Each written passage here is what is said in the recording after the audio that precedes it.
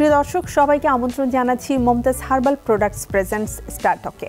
আমি শান্তা জাহান বরাবরের মতো এই পর্বেও কিন্তু আপনাদের জন্য খুব প্রিয় একজন তারকাকে নিয়ে হাজির হয়ে গেছি, যার সাথে আমাদের সখ্যতা, আমাদের ভালো লাগা সেই শৈশব থেকে। শৈশবে তার কাজ দিয়ে পরিচিতি, তারপরে কিন্তু একটা একটা করে চরিত্র ধরা দিয়েছে আমাদের কাছে ভিন্ন রূপে এবং সে হয়ে উঠেছে আমাদের কাছে এক Ananya. And she is none other than the most gorgeous lady in our film industry and in our media, দিঘি। অনেক অনেক শুভেচ্ছা দিঘি, কেমন আছো? এই তো ভালো আছি, তুমি কেমন আছো? খুব ভালো আছি। and দিঘিকে দেখে আসলে অনেক ভালো লাগা কাজ করছে। আচ্ছা, দিঘি খুব সিম্পলি এখন নিজেকে রিপ্রেজেন্ট করতে পছন্দ করে, একটা সতেজ ভাব সবসময় থাকে। তোমার যে বয়স, এই বয়সটাতে আমরা সবাইকে দেখি যে সবাই সবকিছু একটু ওভার করতে পছন্দ করে, বাট কেন দিঘি সিম্পলিসিটিকে বেছে নিল?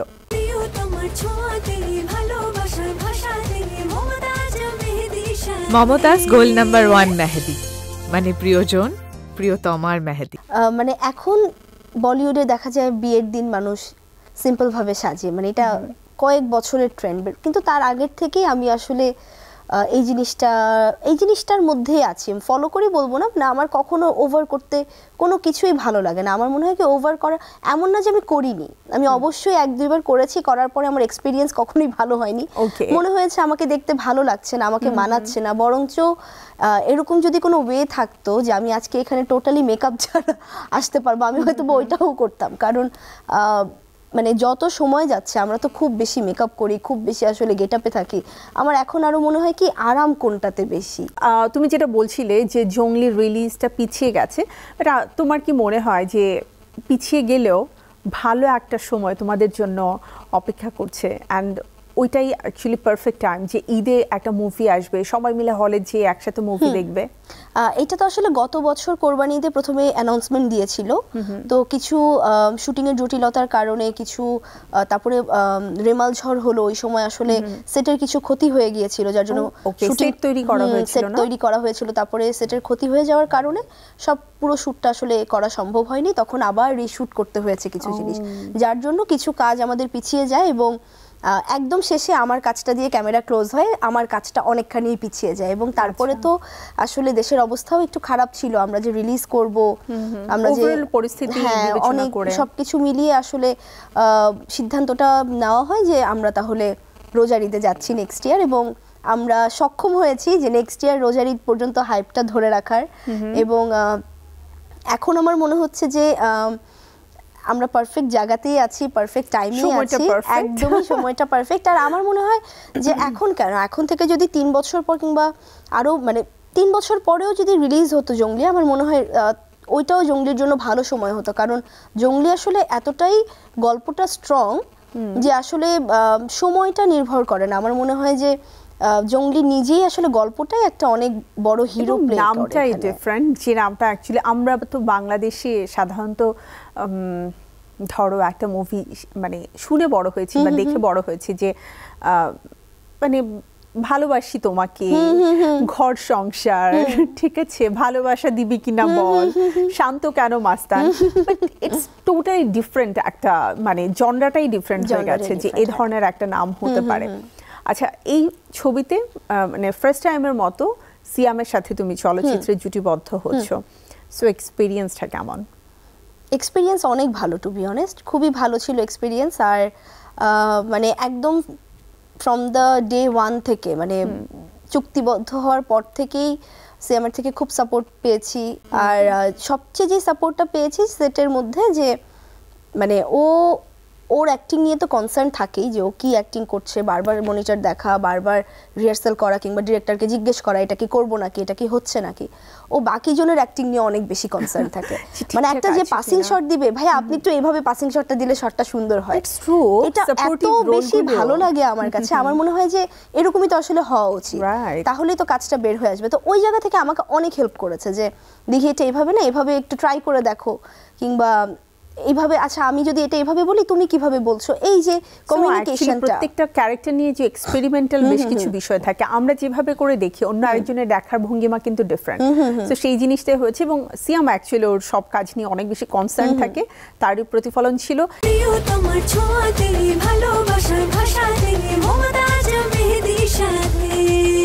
মমতাজ মেহেদি, প্রিয়জন প্রিয়তমার মেহেদি। দিঘির কাছে ফিরে এলাম। জংলি নিয়ে আড্ডা হচ্ছে, বাট জংলির পাশাপাশি দিঘির প্রচুর কাজের ব্যস্ততা। বেশ কিছু স্টেজ শোতে একই সাথে তোমাকে ডান্স করতে দেখা গেছে, একই সাথে দেখা গেছে যে কোনো একটা নতুন কোম্পানিকে হয়তো তুমি লঞ্চ করছো, অর লাইক যে কোনো ব্র্যান্ডের প্রমোশনাল অ্যাক্টিভিটিসে সবসময় দিঘি সরব। সো তোমার কি মনে হয় যে চলচ্চিত্রে যে সময়টা তুমি দিচ্ছ তার চাইতে বেশি অন্য কাজে দেয়া হচ্ছে এমন? চলচ্চিত্রের সংখ্যাটা যদি বেড়ে যায় তখন আবার ওদিকে সময় দেওয়া যাবে না। আমার কাছে যদি এই পরিমাণ সংখ্যার চলচ্চিত্র আসে, অবশ্যই আমি ওই জায়গায় যে পরিমাণ কাজ তুমি আসলে করতে চাও তখন আমি অবশ্যই ওদিকে সময়টা কম দিব, কিংবা তখন আমি ব্র্যান্ডের সাথে কথা বলতে গেলে ওভাবেই বলবো যে হ্যাঁ আমার এই কাজটা আছে, এখন আমি সময় দিতে পারবো না। তো ওই জায়গা থেকে আমার মনে হয় যে যেহেতু কাজের সংখ্যাটা কম এবং কাজটা খুব ভেবেচিন্তে হাতে নিতে হয়, খুব সময় নিয়ে চিন্তা করে হাতে নিতে হয়, যার জন্য আসলে তখন দেখা যায় বাইরের কাজগুলো খুব করা হয়। এবং এই কাজগুলোর তো আসলে সময় থাকে না, হুট করে একটা টাইম হয়। এবং যখন আমরা যেই ব্র্যান্ডকে রিপ্রেজেন্ট করি কিংবা যেই লঞ্চিংয়ে থাকার আমাদের কথা থাকে, তখন আমাদের দেখা যায় ওখানে থাকতেই হয় যেভাবেই হোক। রাইট। স্কিন কেয়ারের প্রসঙ্গে যদি আসি, তাহলে আসলে নিজের স্কিনকে ভালো রাখার জন্য কি করছো? স্কিন কেয়ারের প্রসঙ্গে যদি আসি তাহলে হচ্ছে আমি সারাদিন আসলে ওভাবে যে খুব কেয়ার করতে পারি এরকম না, but night time skin care আমার মাস্ট। মানে বাসায় যাব, বাসায় গিয়ে মুখটা ধুবো, মেকআপটা তুলবো, তারপরে আমার একটা প্রপারলি করার চেষ্টা করো। একদমই আমার 2-3টা স্টেপে আমার ক্লিনজিং হবে, কারণ একদম কোনোভাবে মেকআপ থাকতে পারবে না ফেসে, একটু সেনসিটিভ স্কিন আমার। তো ওই জায়গা থেকে তারপরে আমার একটা 3-4 লেয়ারের একটা স্কিন কেয়ার থাকে সব সময়, এবং এটা আমার মোস্ট প্রবাবলি রাতেই হয়, বেশি রাতেই হয়, যে মানে serum, moisturiser and toner everything. Okay, skin কেয়ারের ক্ষেত্রে আসলে অনেকগুলো লেয়ার তো তোমাকে মেনটেন করতে হয়, বাট আমরা সাধারণত বলে থাকি যে আমাদের ইনার বিউটিটাকে যদি আমরা অ্যাকচুয়ালি টেক কেয়ার করতে পারি তাহলে সেটার একটা প্রতিফলন আমরা দেখতে পাই, আমাদের স্কিন হোক, আমাদের হাসি হোক, আমাদের লাইফস্টাইল হোক, সব কিছুতে ওটার একটা প্রভাব পড়ে। সো অ্যাকচুয়ালি গাট হেলথটাকে ভালো রাখার জন্য কি করো, বা নিজের মনটাকে ভালো রাখার জন্য কি করো? আমি ঘুরতে পছন্দ করি। সো আমার বেশিরভাগ মানে কয়েকদিন ধরে আমার একটু দেশের বাইরে কাজ হচ্ছে, তো ওই জায়গা থেকে দেখা যায় যে এটা আমার জন্য একটা ছোটখাটো ট্যুরও হয়ে যায়, একটা ট্রাভেল হয়ে যায়। মোস্ট রিসেন্টলি তুমি ইউএসএ তে কাজও হয়ে গেল, ট্যুরও হয়ে গেল। আর আমার সাথে মানে আল্লাহর রহমতে যে কয়জন মানুষ দেখা যায় ট্রাভেল করছে, খুব ভালো ভালো মানুষগুলো ট্রাভেল করে, দেখা যায় তাদের সাথে ট্রাভেল করেও খুব মজা পাই আমি, ওখানে গিয়েও ভালো লাগে। That was a real fun. আমি সোশ্যাল মিডিয়া থ্রুতে ভিডিওগুলো দেখেছি, ইট ওয়াজ রিয়েল ফান। একদমই। তো যার জন্য দেখা যায় এটা একটা ঘুরতে পছন্দ করি, কিংবা আমার যখন অনেক বেশি শুটিং থাকে আই ফিল গুড। এটা একদম সত্যি কথা। মানে আমি 4-5 দিন যদি হয়ে যায় যে আমার আজকে কাজ নেই, আমি 4-5 দিন রেস্ট নিচ্ছি, তারপর আই ডোন্ট ফিল গুড, আমার আর ভালো লাগে না। আমরা না আসলে এত বেশি রেস্ট নিতে পারি না, তাই না? কোনোভাবেই না। সো আমি যদি কন্টিনিউয়াসলি কাজ করি, দেখা যায় আমি টায়ার্ড হয়ে যাচ্ছে, আমার চোখ বন্ধ হয়ে যাচ্ছে, মনে হচ্ছে কাজ করব না, বাট তারপরেও ক্যামেরার সামনে গেলে আমার অনেক ভালো লাগে। সো ওইটাও একটা আমার মানে ইনার ফিলিং এর জন্য কাজ করে। তারপরে আমি খুব মুভি দেখতে পছন্দ করি, আমি খুব গান শুনতে পছন্দ করি, এগুলো তো আছে। আর আরেকটা যেটা মানে মি টাইম, যেটাকে আমি বলি যে একদম মি টাইম, একদম মানে হ্যাপি টাইম আমার জন্য, সেটা হচ্ছে আমি কুকিং খুব পছন্দ করি। Wow, yes. দিঘির বাসায় মাঝে মাঝে কিন্তু একটা গেট টুগেদার হয় যেখানে অনেক অনেক রান্না থাকে এবং দিঘি নিজের হাতে সব রান্না করে। মানে আমি কুকিং করতে পছন্দ করি, আমি এক্সপেরিমেন্ট করতে পছন্দ করি। আই থিংক অ্যাকচুয়ালি আমাদের মানে ক্যামেরা সহই একদিন তোমার বাসায় হানা দেওয়া উচিত, যে দিঘি রান্না করছে, আমি সেটা আমরা ক্যামেরা বন্দি করব। ঠিক আছে।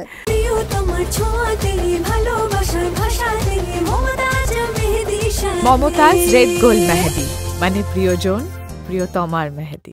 দিঘির অনেক কিছু তো জেনে নিলাম, দিঘি রান্না বান্না থেকে নিয়ে এভরিথিং সবকিছু। ঘর মোছা হয় না? মানে এখনো আমি কোনোদিন ট্রাই করিনি ঘর মোছাটা, ঝাড়ু দিয়েছি। আমাদের যারা হেল্পিং হ্যান্ড আছে তারা হঠাৎ করে আসলো না, সো আমার যেটা হয়, আমার আই থিঙ্ক আমার একটা ওসিডি আছে যে আমি বালি একদম সহ্য করতে পারি না, সো এই ক্ষেত্রে আমি নিজেই ঘর মুছতে লেগে যাই। আমি ঘর ঝাড়ু দেই, আমি ঘর ঝাড়ু দিয়েছি, এবং আমারও একটা ওসিডির প্রবলেম আছে। আর আমি আসলে ওসিডির প্রবলেম থাকার কারণে যেটা হয়, আমি অত্যন্ত সচেতন থেকে ঘরের মধ্যে থাকি, মানে কোনোভাবে আমার ঘর নোংরা হতে পারবে না। আমার ফ্লোর একদম চকচক করতে হবে, আমার ফ্লোর একদম সাদা থাকতে হবে। সো যার জন্য আমার বাসা এমনিতে একটু ডাস্ট আমার কম থাকে, আবার আমার ডাস্ট অ্যালার্জি, সো ওই জায়গা থেকে আমরা খুব হ্যাঁ কনসিয়াস থাকি। আর যেটা হয় যে যখন অত্যন্ত জরুরি হয় যে হেল্পিং হ্যান্ডরা আসছে না, কিন্তু আমি ঝাড়ু দিয়েছি, এখনো দেই, বিপদে পড়লে সবই করা লাগে, তখন সবই করা লাগে। আসলে আমরা যখন বাসায় যাই, এই মানুষটা কিন্তু আমরা একটা পরিবর্তিত ভার্সন হয়ে যাই, একদমই, তাই না? আর যেহেতু তুমি কুকিং করো, আমি এক্ষেত্রে জাস্ট একটা কথাই বলবো যে যে মেয়ে রান্না করতে ভালোবাসে সে মেয়ের তারা পৃথিবীর সব কাজ সহজ। আসলে ঠিক আছে, যারা বলে যে আমি রাঁধতে পারি না, তুমি দেখবে তার কোনো কাজই অত সুন্দর হয় না, বাট যিনি খুব শখ করে রান্না করেন তার জন্য পৃথিবীর সব কাজ সহজ, বিকজ রান্না করতে হলে কাটাকাটি পর্যন্ত জানতে হয়, প্রপারলি ওটা ধোয়া হচ্ছে কিনা, ক্লিন করা হচ্ছে কিনা, সেই ব্যাপারেও কনসিয়াস থাকতে হয়। সো এটা জানলে সব সাতক্ষণ মাফ। আচ্ছা, হেলদি ফুড এটা আসলে কতটা মেনটেন করো? হেলদি ফুড দেখা যায় যে একটা টাইম পর্যন্ত অনেক বেশি মেনটেন করেছি, তারপরে আবার মাঝখানে একটু গ্যাপ পড়েছে, তখন মনে হয়েছে যে না, অনেকটা টাইম তো মেনটেন করলাম, এবার একটু আসলে একটু জাঙ্ক ফুড খাই, একটু আনহেলদি ফুড খাই, নিজের আত্মাকে একটু তৃপ্তি দেয়া। হ্যাঁ, তৃপ্তি দেওয়া, এই তৃপ্তিটা দিতে গিয়েই আবার একদমই আসলে।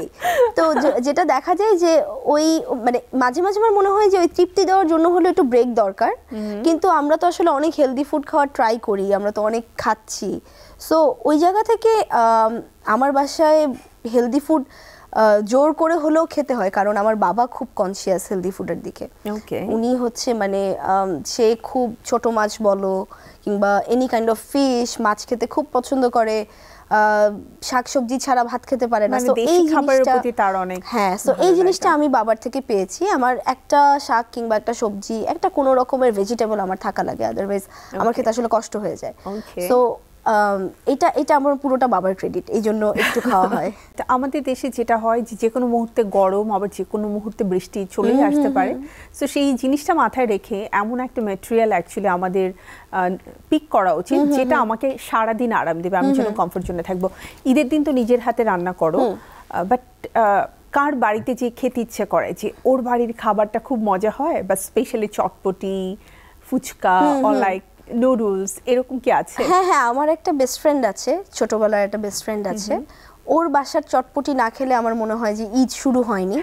সো আমি আমার বাসার সেমাইটা খাওয়ার পর ওর বাসায় যাই শুধু চটপটি খেতে, এটা ওর মাও জানে যে আমি, এবং ওর মা লিটারেলি একটা বক্স আলাদা করে রাখে যেটা দিঘি আসলে খাবে, এবং এটা আজকে থেকে না, ওর সাথে আমার ফ্রেন্ডশিপ মোটামুটি 13-14 বছর হয়ে গেছে, এবং 13-14 বছর ধরেই সেম জিনিসটা হয়ে আসছে যে নাদিয়ার মা জানে দিঘি আজকে আসবে, এসে আমার বাসায় চটপটি খাবে, তারপরে তার ঈদ শুরু। এবং আমি মোটামুটি সকালে উঠে রেডিটা হয়ে আগে ওর বাসায় চটপটি খেতে যাই, সো তারপরে মনে হয় আমার ঈদ। এবং আমার আরেকটা ফ্রেন্ড আছে যার বাসায় ছাদে ছবি না তুললে আমার মনে হয় ঈদ হয়নি, মানে এটা আমার একটা ম্যান্ডেটরি জিনিস হয়। দেখবে প্রতিটা ঈদে আমার একটা ছাদেই ছবি, আমার সেম ব্যাকগ্রাউন্ড, জাস্ট আমি একটু চেঞ্জ হয়ে গেছি, আমার আউটফিট চেঞ্জ হয়ে গেছে।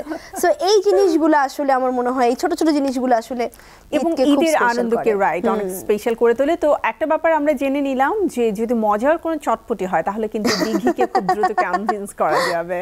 একদম। সো আমার বাসায় তোমার দাওয়াত থাকলো, মজার চটপটি ফুচকা থাকবে তোমার জন্য। সো দিঘি, অনেক অনেক ধন্যবাদ, তোমার সাথে আড্ডা দিতে সবসময় ভালো লাগে, যেহেতু আমাদের সময়টা কম, বিদায়ের সময় হয়ে গেছে। অডিয়েন্সের জন্য কিছু কি বলবে? অডিয়েন্সের জন্য বলবো যে আপনারা সবসময় অনেক ভালোবাসা দিয়েছেন, সামনেও ভালোবাসা দিয়ে যাবেন। আপনাদের আমন্ত্রণ রইল হলে জঙ্গলির পাশাপাশি সব সিনেমা দেখার চেষ্টা করবেন, কারণ আমাদের দেশের সিনেমা, প্রত্যেকটা সিনেমা আমাদের নিজেদেরই, আমরা কষ্ট করে আপনাদের জন্যই করি। সো আপনাদের সবার আমন্ত্রণ রইল, অনেকগুলো বাংলা সিনেমা আসছে, দুর্দান্ত সব সিনেমা আসছে, আপনারা সবাই আমন্ত্রিত, দেখতে আসবেন। Thank you. সুপ্রিয় দর্শক, আমাদের সময় একেবারেই শেষ। আজকের মতো বিদায় নিতে হচ্ছে Mumtaz herbal products presents star টকের আয়োজন থেকে। আবারও দেখা হবে আগামী এপিসোডে আপনাদের প্রিয় তারকাকে সাথে নিয়ে। সে পর্যন্ত আপনারা সবাই ভালো থাকবেন, সুন্দর থাকবেন, সুস্থ একটা জীবন আশা করি আমরা প্রত্যেকেই। আর আমার মনে হয় যে এই সুস্থতার জন্য, মানে মানসিক সুস্থতার জন্য আশেপাশের মানুষ সবাইকে ভালোবাসাটা খুব বেশি জরুরি। সবাইকে পাশে রেখে ভালো থাকার চেষ্টা করা উচিত। সবার জন্য অনেক অনেক শুভকামনা। আল্লাহ হাফেজ।